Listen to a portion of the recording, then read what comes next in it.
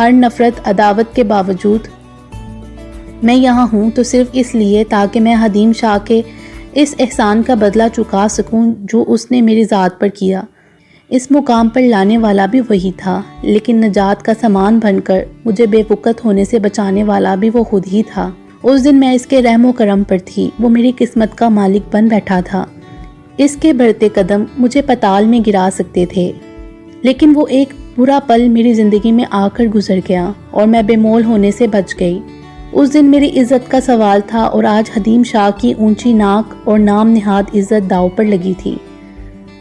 حدیم شاہ میرے غرور، میرے اٹھے سر کو ہی تو جھکانا چاہتا تھا، اور میں جھک تو اسی دن گئی تھی، لیکن شاید اس سے بھی حدیم شاہ کی مردانگی کو، اس کی انا کو تسکین نہیں ملی تھی۔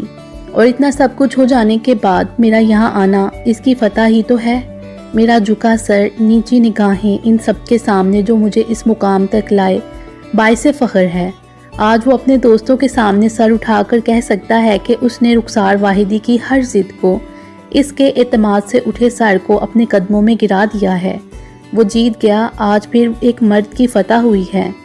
ایک عورت ہمیشہ کی طرح اپنی عزت و ناموس کی خاطر اپنی انا و خودداری کو اپنے ہی قدموں تلے روند گئی ہے۔